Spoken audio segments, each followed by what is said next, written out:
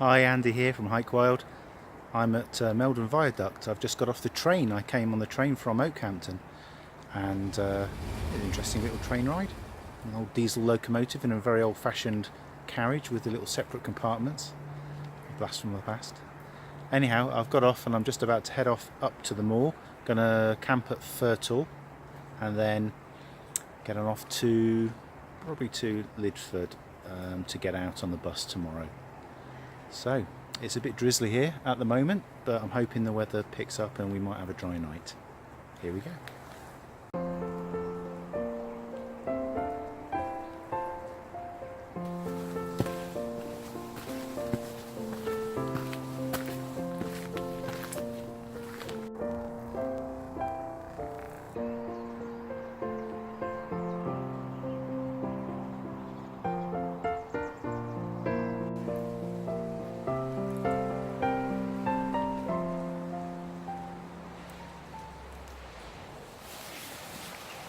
Wow, that's one tall viaduct. Woo!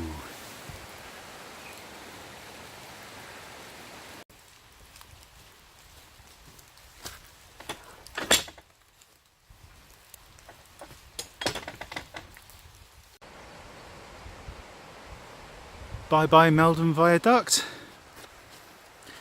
And here is Meldon Dam. It's a big old place.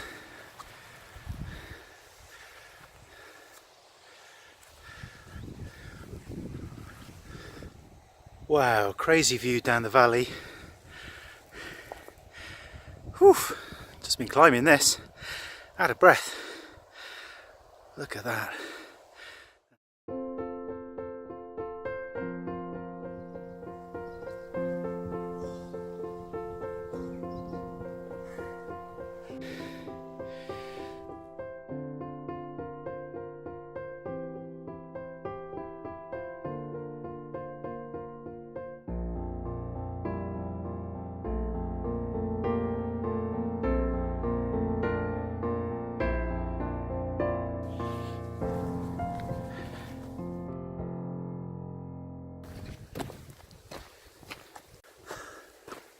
Nearly at the lake corner.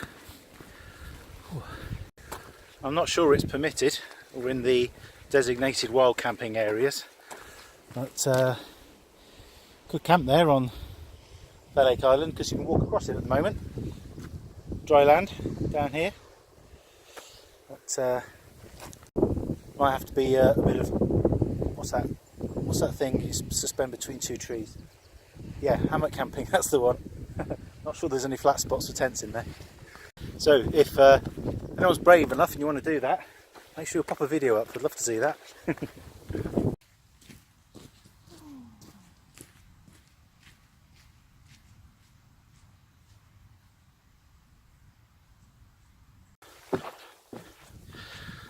Ooh, hold on. Make sure I give these horses a wide berth. Yeah. I don't want to disturb them.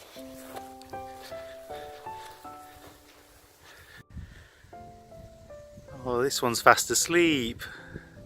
I watched it for a little while. I was a bit concerned it wasn't alive. But no, I can see it breathing. Fast asleep. I wonder if that's mother looking after it.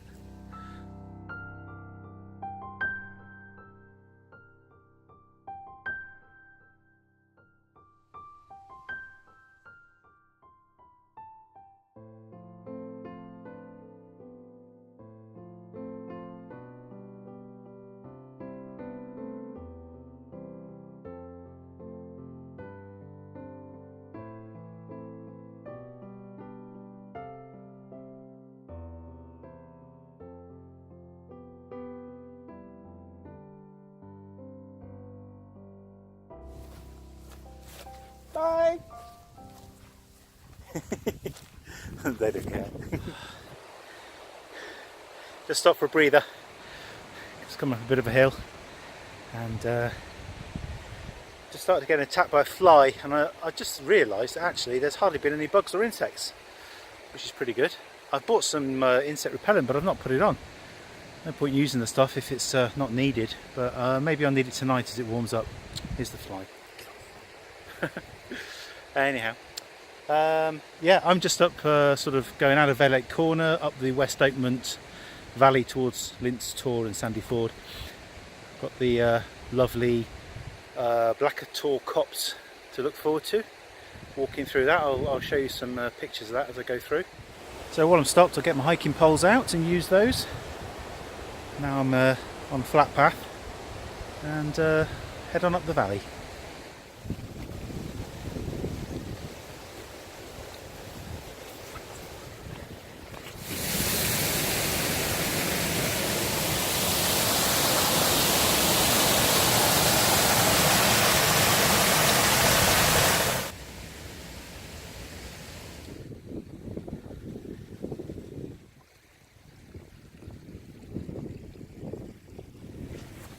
Fur Tor copse just up here. Yeah, gonna stop in the shade of the trees, get a bit of water. I'll tell you what, the going is good. Despite the little showers we've had today, all the boggy parts I've come across have not been, well, too bad at all. A lot of it you can just walk over. It's been so dry for so long, it's all drained. Good-o.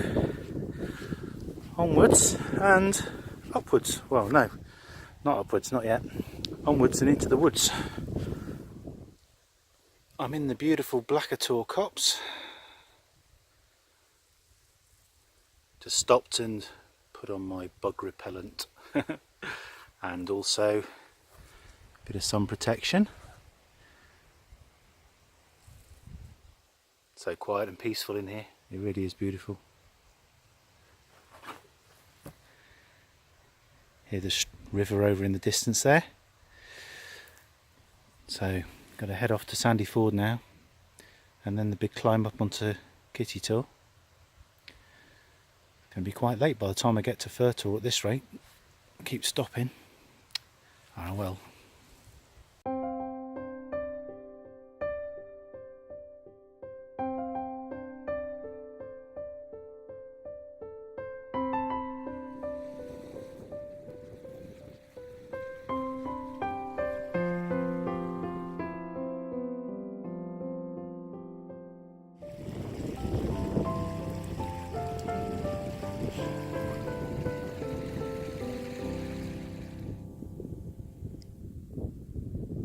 That's where I came from, down the West Oakmont Valley, Sandy Ford.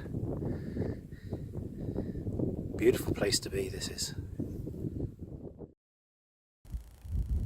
There's Fur Tor in all its glory. Amazing view. I'm still slogging on up this hill. I'm not convinced it was the best route, but it's getting a little bit easier, a little bit shallower, and soon I'll be going downhill to the foot of Fur Tor. Then I've got to climb Fur Tor. Flipping heck. I just sat down here to have a little snack and a drink. These two horses just wandered over. Little mother and a foal. There's a few of them round here and they don't seem to be bothered. I think as long as you don't approach them. They're enjoying the peace as much as me. Not far from Fur Tor now, it's just over there. A couple of hours I'll be on top of Fur Tor, ready for my tea. Catch you later.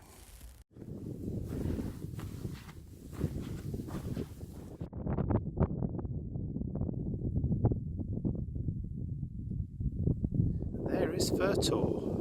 Let's see if I can zoom that. Oh, there we go.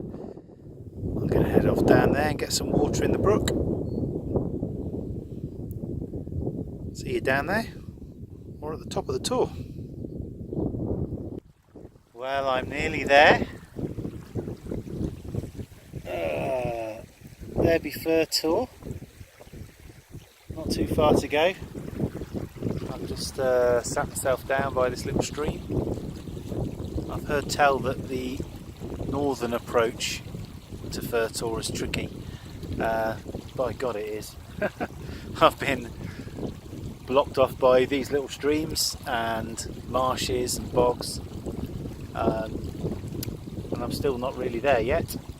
I'm hoping the ground the other side of the stream gets a bit easier, but there's another street to cross after this anyway. So if you do ever plan on coming to Fur Tor, try and take one of the major routes and find a footpath. I'm lucky I've been able to do it because it's the summer and the ground is so dry. I reckon in the winter it could be close to impossible from this direction. Alright, find some place to jump across this brook and get going.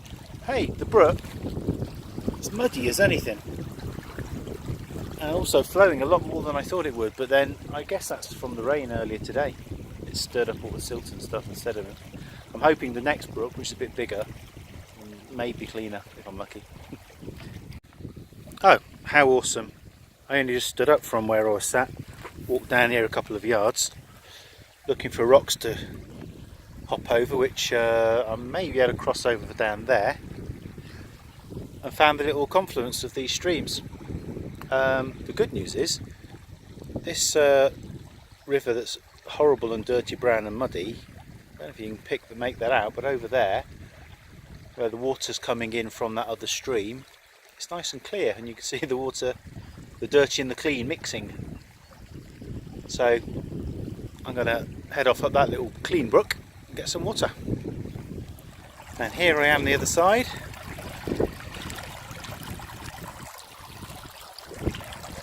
Step across here now.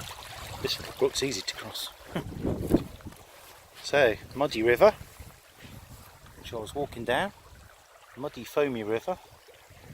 See how brown that is. And clean water and clean river. Very nice.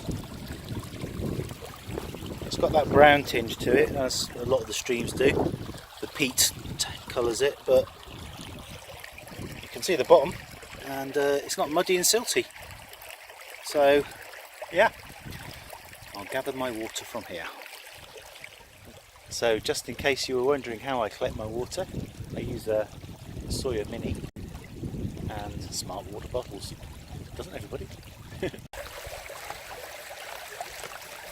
Filter, smart water bottle, and a collapsible bag. Dirty water, clean water. First of all, I don't leave this lying around anywhere near the water. It's been known to drop in the water and they float and it'll be off. So I'll put this up here on the bank where it's not going to roll into the water. Get yourself comfortable, find a nice deep pool. I mean, often you'll find water and it's a bit shallow and you can get access to it like a beach, but if you can find a rock or a bank where you can reach down into a deep pool, it makes it much easier to fill this thing up. Cap, again, safe place. Right, I inflate it. Hold the sides and put it right under the water. There we go, it's filling up.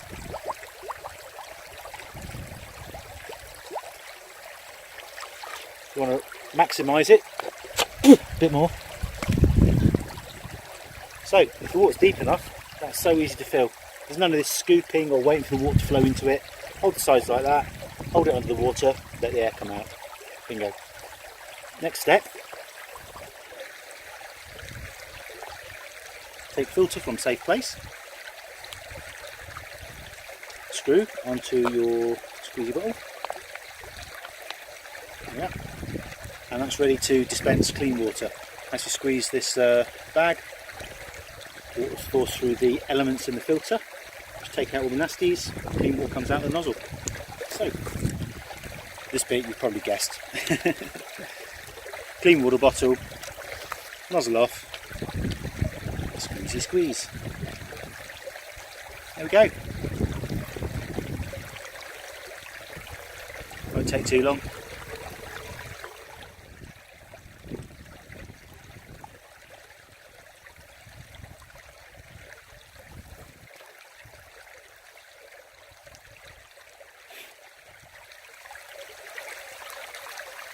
If the filter starts to flow slowly like this, it's dribbling a bit, even though I'm squeezing fairly hard, could be blocked or getting blocked. so it can be back flushed. I'll show you that briefly. You have to back flush it with clean water. From the clean water end, that's the normal flow direction, but of course if you force water through there, any crud that's got stuck in the filter will get pushed out. So all I do is get the smart water bottle, pop it open the clean side of this, hold it firmly against there, give it a squeeze, and that'll wash it out. You need a few good jets to do it.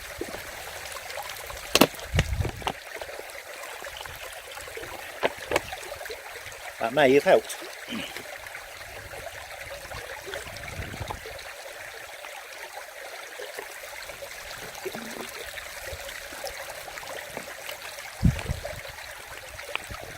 Yeah, immediately, much better.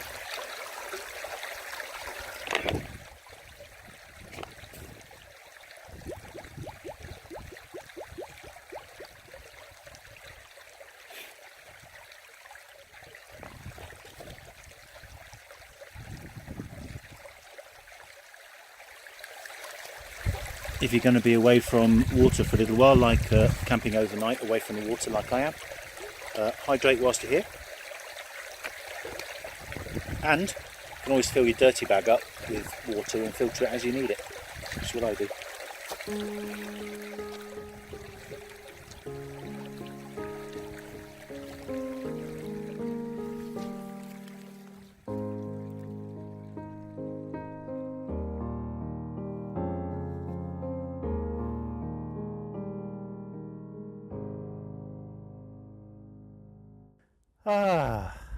I feel like I've done 10 rounds on the Stairmaster at level 10.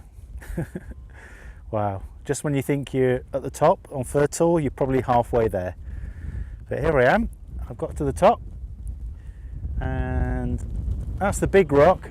I'm on the smaller one next to it, and I don't really want to climb that big one on my own. I've done it before with somebody else, and it's a little bit hair-raising, so I don't want to do that on my own.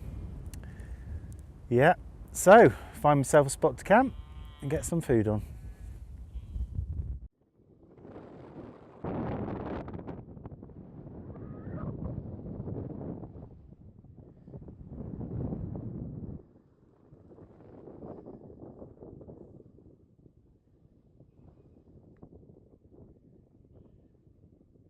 You might wonder why I hike to the top of these tors and camp out here in the middle of nowhere, but just take a look at this.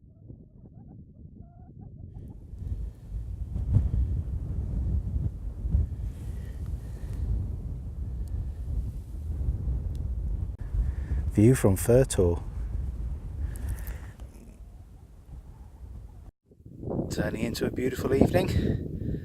I found myself a little spot to pitch just down here, in between my poles, in the lee of this rock. So the wind's predominantly northeast, should be northeast or easterly overnight, so I should have some nice shelter. And east is sort of over there-ish, so might even get a spot of sunrise. Certainly going to get a beautiful sunset. Great, let's get this set up. So I'm pitching over there. Here's my Lanshan 2. What I'm going to do is get it over there.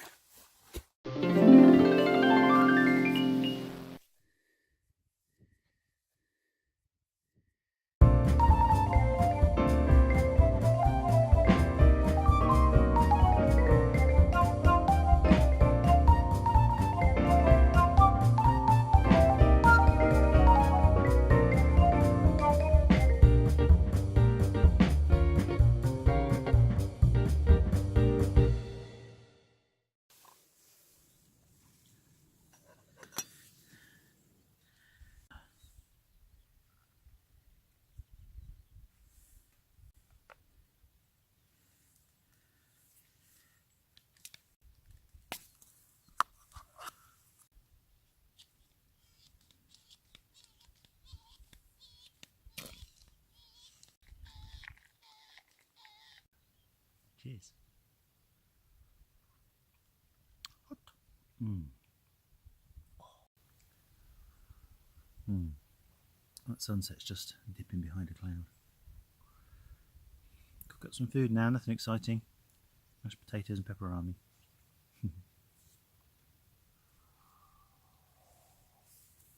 I'm making the coffee first. I've been sitting here enjoying my Idaho mash. Jim JD put me onto this, well, watching his films. There we are. Idahoan perfect mash, roasted garlic. How's that? And yeah, I've used half a packet and I must have got about the right amount of water. It's delish. I've sliced up a pepperami in it, and I'm going to have the other half because I'm hungry. That mash was so good. I'm definitely cooking the other half. Yeah, stove's on. I'll have the rest of that. And got some pudding. I've got my little coffee waffles. My caramel waffles. Is that what they call them? Stroop waffles. Okay. Very lovely though. Have some of them. Read a book for a little while. And get some shut-eye, I think. Very tired after that long trek. Catch you tomorrow.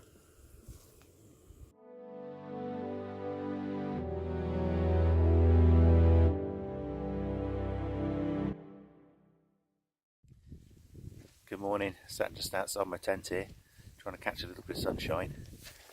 The tent was in the shelter of this rock, but unfortunately also hidden from the sunshine. So I've just sat to the side very slightly on my pillow. New addition to my kit, this. Here we are. It's a little Trekology inflatable pillow. Not very much off Amazon, and I tell you what, it so improves your sleep.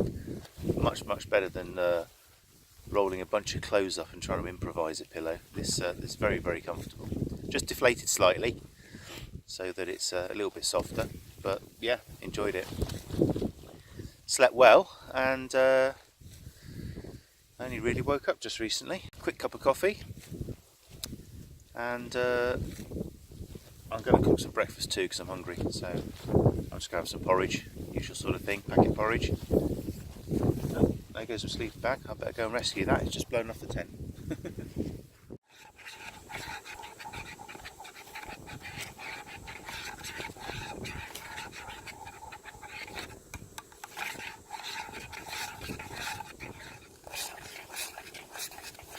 There's a lot of things I've been doing to try and reduce the size or weight of some of my gear, or improve my convenience or the sort of ease of use of some of the kit. So I got a little titanium 750ml pot by Tom Shoe, just a cheap one off Amazon.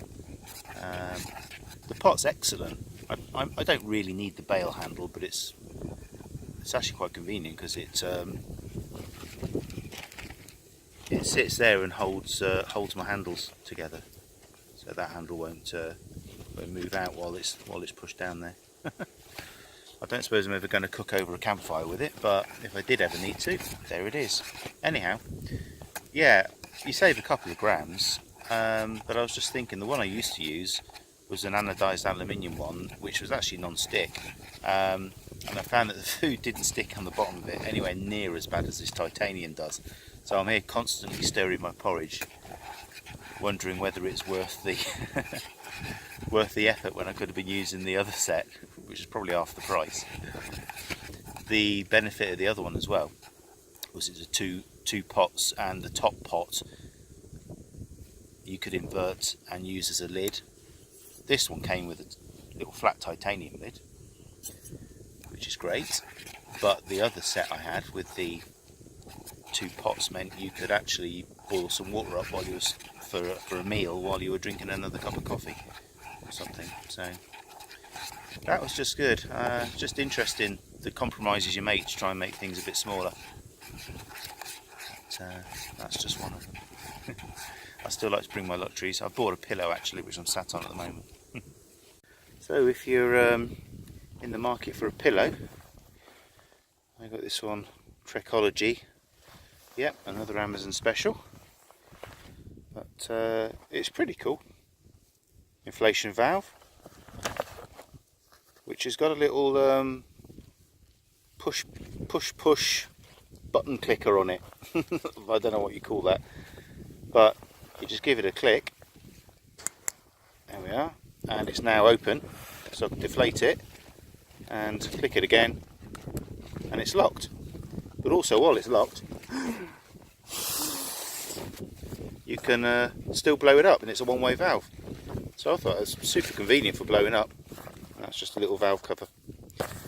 So you blow it up, leave it a little bit deflated, and that really improved my night's sleep. Love it. And it packs down to a, you know, tiny little thing rolled up into a little stuff sack it comes with. Don't remember the price. Tenner, 12 quid, no more than that. So yeah, highly recommend it if you don't use a pillow, or try it out. I've always been using rolled up clothes, but this is so much better. It recommends you don't do it because I don't think it's rated for weight of any sort, but you can sit on it. I've been sitting on it, and it's not broken yet. It might reduce its lifespan, I expect, but it's a really comfortable sit mat, as you can imagine, and quite big too. Good, eh? Porridge time. So that's my campsite cleared. I'm going to head off to, planning to go to Fur Tor, up on the left there in the distance. And depending on how I get on and how I feel, I might go up to Great Links, because I haven't actually been on top of Great Links yet. So fancy that. Nice little spot this was, very flat, very comfortable. Even if the grass looked a bit deep, it wasn't clumpy, so yeah, there's a nice little place. Right, onwards and upwards.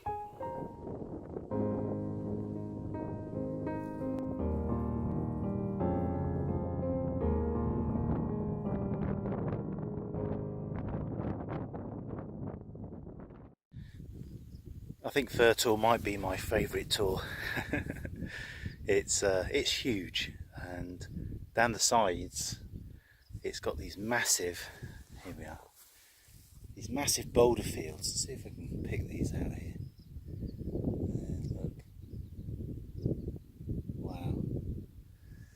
I don't think it does it justice on the camera. But coming down them, I really had to pick a route around them. But it's just the size of the place, it's just amazing. And it's different on every side. You know, some places you'll have smooth fields, small rocks. On this side, I've come down the west side, it's absolutely massive boulders. There's one up there as big as a house. Right, onwards and upwards, see you at the top of Fur Tor.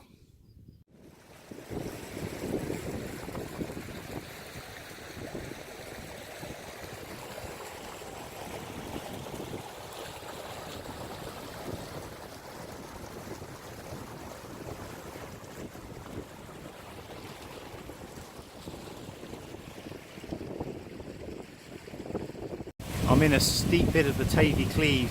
I've only come up this way from Sandy Ford, and then I'm going to head off up to Fur Tor, so I won't be going all the way down the Tavy Cleave.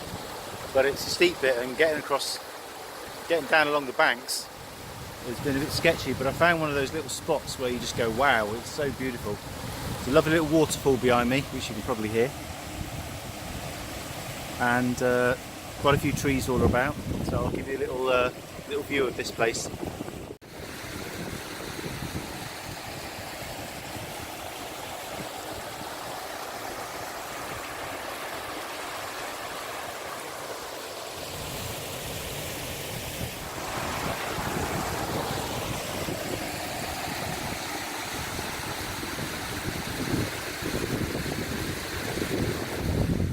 Fur Tor, here we are, just up there behind me. So I'll sit down, say hello. Rather an interesting walk here. Very beautiful down by the rivers and the streams. I came up Rattlebrook to a place called Dead Lake, and yeah, came up the road from there. It's quite an easy path actually up to here, apart from a bit steep. That's why I've sat down, give myself 2 seconds before I go up the last little bit. Hello, made it onto Fur Tor. This might get a bit windy. I'm in some shelter of this rock here. It's blowing a hoolie up here. Must be the shape of the Tor or something, because it's really whipping up the hillside, and I stood on the top, get blown over. The top is just up there. There's the post. And then I've got a lovely view of all the Tors around here, and I've had a look on the map, so I should be able to take you around them all. So we have Chat Tor, which is a tiny little rock on a hill, which is kind of bang in the centre of the frame, might be hard to see. And then going to the left, we've got the lower and upper Dunner goats. And then in the distance, the next one along there, the large Tor is Greatlings Tor. Then in the foreground, which is only a stone's throw from here, is Sharp Tor. Again over on the ridge in the distance is Arms Tor, which is now bang in the centre. And then over to the left, near to Arms Tor, is Widgery Cross or Brat Tor. And then this piece of rock right near us, sorry, not this one, but this one, is still Hare Tor. And then there's a little Tor just there, a little way away, and that is Doe Tor. So my plan is to go straight down the hill, round Doe Tor, in between Doe Tor and Brat Tor, and sort of straight down to there, and then there's something called Doe Tor Brook goes down there, so I can go round behind Doe Tor, and you can actually see it in the distance, the path that goes over to the Dartmoor Inn, which is where I'll get my bus. So it's took me a long time to get up here, so I'm going to make tracks. So if I don't get a chance to check in again and video anything else, thanks a lot for joining me on my wild camp and my trek, and I hope you've enjoyed a little bit of what you've seen, and join me again next time. Thanks a lot.